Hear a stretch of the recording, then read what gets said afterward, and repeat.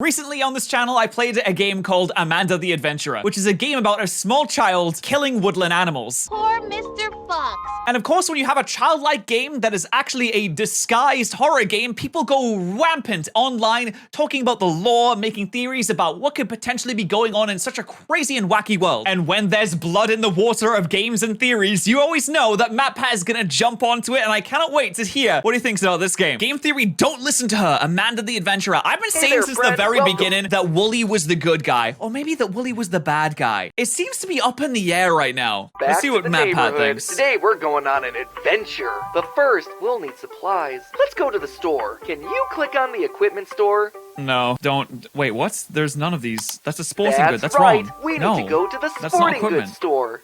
Okay. Today, we're going on a hunting adventure, so we're Yeah? gonna need to protect ourselves. What weapon should we bring? Well, I don't think you can. I don't think we know how to use a crossbow. I think we'll need something a bit bigger than that. You think so? What's that? What is that at the bottom there? Look at that. We're ready to hunt. Where should What are we hunting? What, hide? I don't know if we're in the right place to hunt. Maybe in the closet. We can't hide back there. No, you can if you're small enough. Then you could. You in your closet. Oh. Dreams.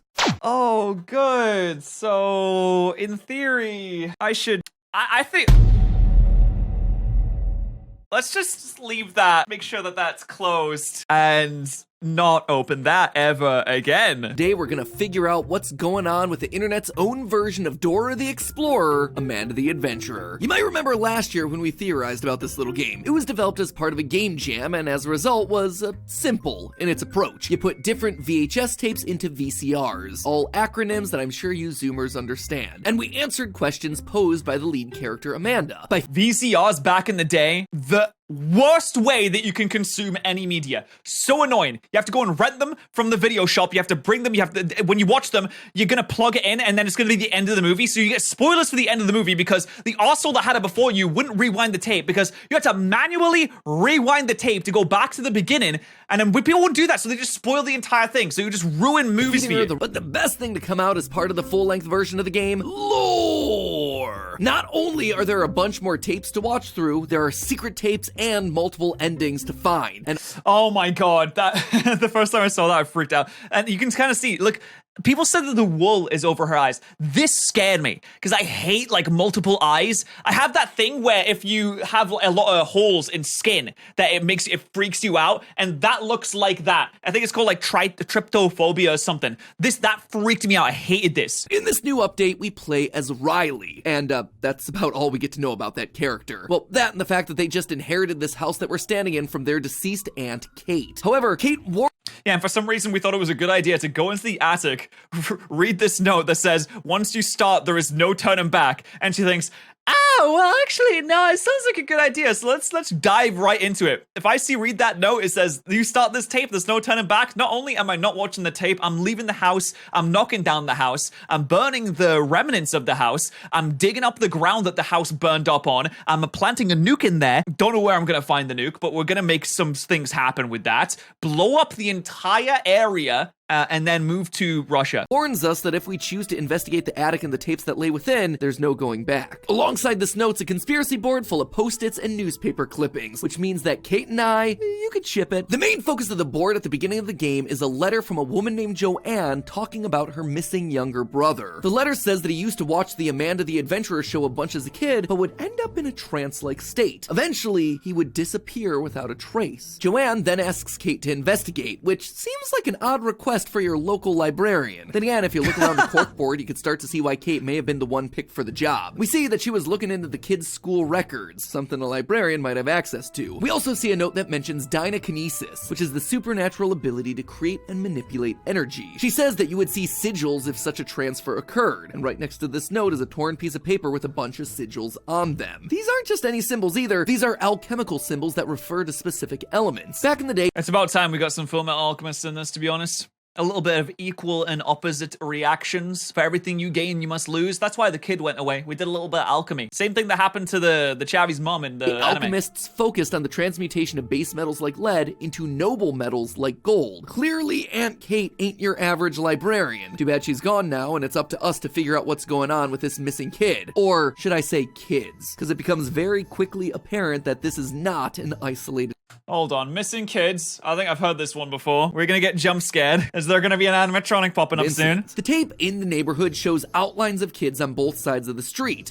How do you know that they're kids? They seem like pretty long. They're like long, skinny Slenderman. These chalk outlines that are usually reserved for dead people lying on the pavement. If you manage to find the corrupted version of this exact tape, Amanda's sheep companion Wooly asks if the friends can come back to the neighborhood. Amanda, though, she seems unfazed. Now, all of this alone doesn't prove that Amanda is somehow making a bunch of kids go missing, but I would tell you to pay close attention to the ending credits of that VHS tape. After most of the tapes that we play through, we're met with a credits sequence and ending sting for the company that made the show, Hamlin. I've heard some theories that they think that Amanda is some kind of omnipotent Cthulhu-like creature that has immense power but doesn't know how to escape the VHS prison that they have been locked into, which I think would be awesome. This is the production company that makes the Amanda the Adventurer show, but their name and their mouse logo immediately reminded me of something. Follow us to fun. So it's like a Pied Piper situation. Oh, Hamlin! Hamlin! And it's a mouse! Yes? If you, like Ash, don't know what's going on, this whole thing's one big reference to the story of the Pied Piper. Basically, this fairy tale is the story of the town of Hamlin. See, there's the name right there. It's overrun by rats, and there's your logo. And so the town hires the Pied Piper to play his magic pipe to get rid of those rats. And he does exactly that. He plays a song that lures all the rats to him, where he then leads them down to the local river to drown themselves.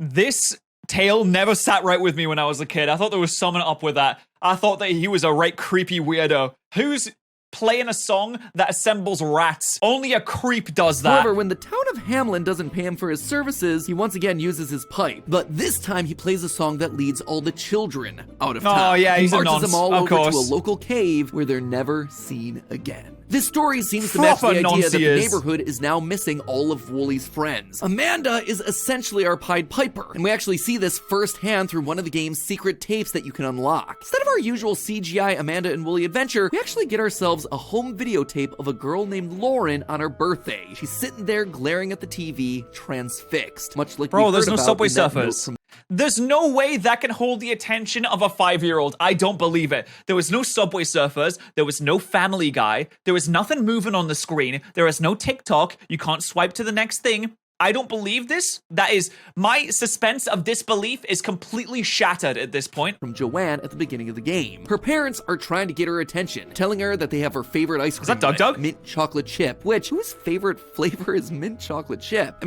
mean, What? Wait, what does he mean? Mint chocolate chip is like the best type of ice cream. I've always liked mint chocolate chip. Like, if we're not talking about the crazy types like fish food or Ben & Jerry's where they put caramel bites and marshmallows into it, if we're talking like the base flavors, you got your strawberry, your chocolate, you got your vanilla, and then you got your mint chocolate chip. And I think that mint chocolate chip is at least top 3 flavors.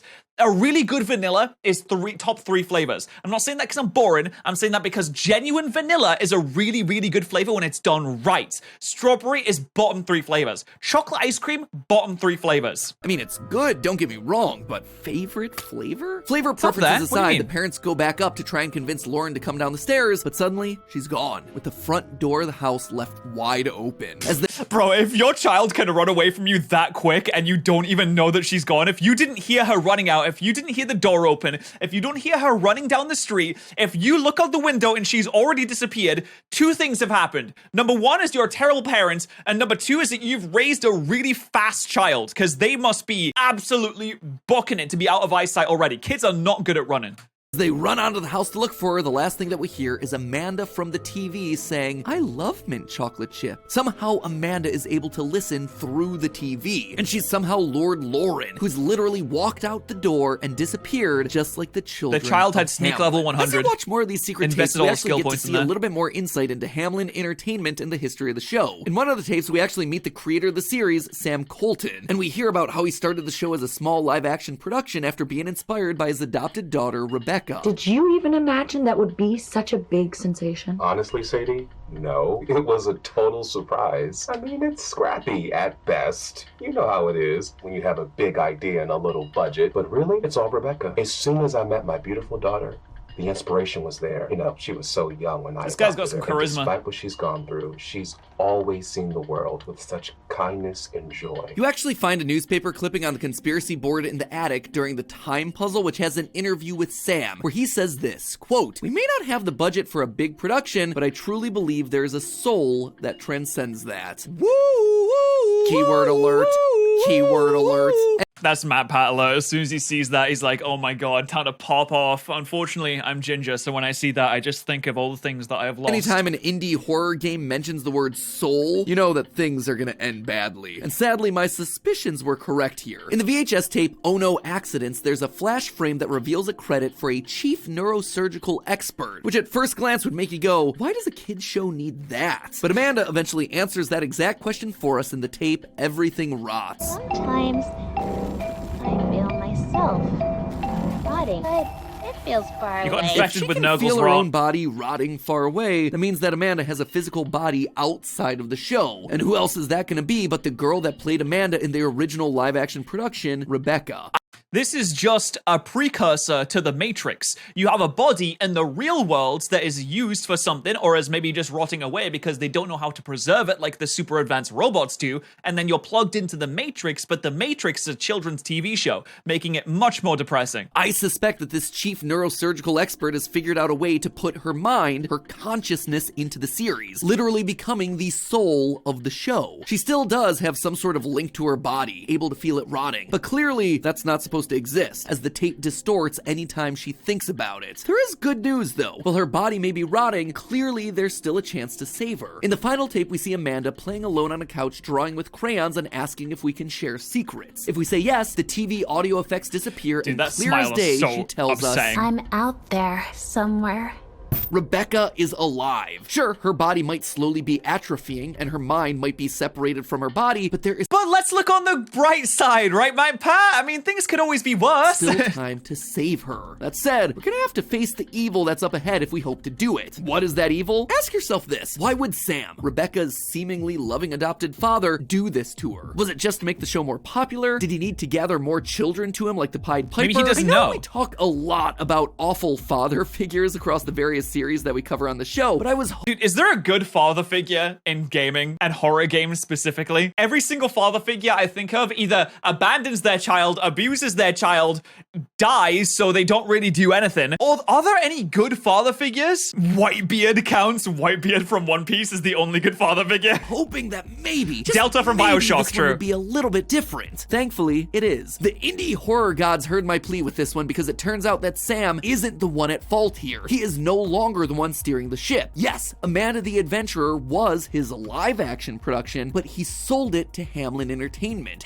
I am glad that for once the person that made a children's TV show isn't the weirdo, but he did sell it for money, so he's just a ruthless Hamlin capitalist. is a third party that actually bought out the rights to the show and turned it into an animated adventure. Last year, Hamlin Entertainment purchased rights to the live-action program starring Colton's daughter Rebecca. As budget and production value increased, Hamlin reimagined the show as an animated series, planning to syndicate the program nationally. Well, this sounded like everything that Sam wanted on paper. In practice, he started to feel more and more uncomfortable with how the production was being run. In the green tape, we actually listened to a recording session. There, we hear Rebecca saying a handful of what seemed like random phrases. Rebecca, that was great.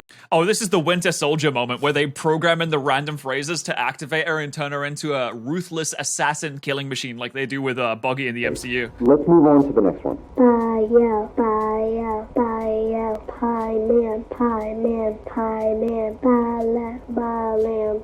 What is this? What is she reading? Just a few simple words. This script is specifically tuned to train the technology's dynamic voice reaction. The what? I want this to stop. Okay, Rebecca, now say Beelzebub. Say Beelzebub.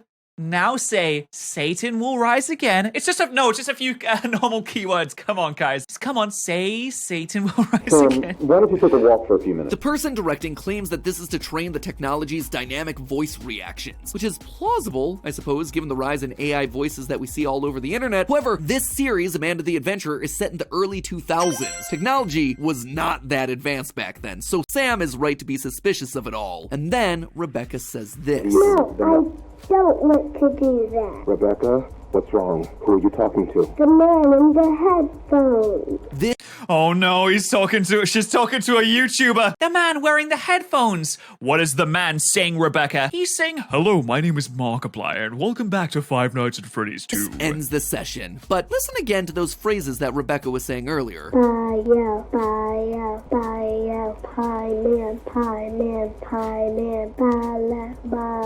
At first, they sound like phrases that could be used in pretty much any episode. Ba lamb for when they go to the farm, pie man for when they go to a bakery or bake some pies like they do in the first VHS tape. So what's the big deal here? Well, what if I told you that these phrases actually have a secondary meaning? All three of them, Bael, pie man, and ba lamb, it's for demons, phonetic isn't ways it? of pronouncing the names Bael, Paimon, and Balaam. Three king demons from the Ars Goetia. Chanting the king demons? I only know that name from the TikTok. The only reason I know those demon names is from this TikTok trend.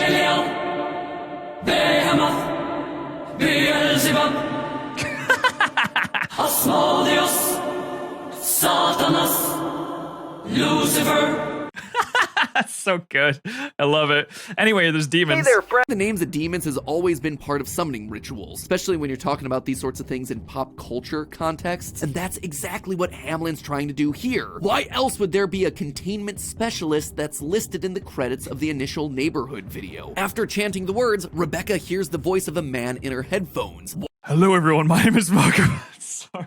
The man in the headphones being Markiplier is canon to me now. One of these demon kings, all of whom are described as having a hoarse voice. While all of these demons are certainly different, they do share a couple of similarities. They all... Would you say that the voice is deep and gravelly? Would you say that he sounds a bit like a gentleman? Control large legions of lesser demons. They're all able to inform or give the gift of knowledge. But most importantly, they all require hosts to manifest. And usually this involves children, either as sacrifices or to physically be the host. That is what Hamlin are... If you're a demon, why would you want a child's body? Children are weak, they are frail, fragile, slow, small. There is no benefit to having a child body over an adult body. You may say, oh, but you can grow into it. Well, why even bother at that point? Just take an 18-year-old's body who is at the peak physical fitness, run it until it's like, 35 years old, and just get a new body. If you're a demon king, then you shouldn't have a lack of access to bodies.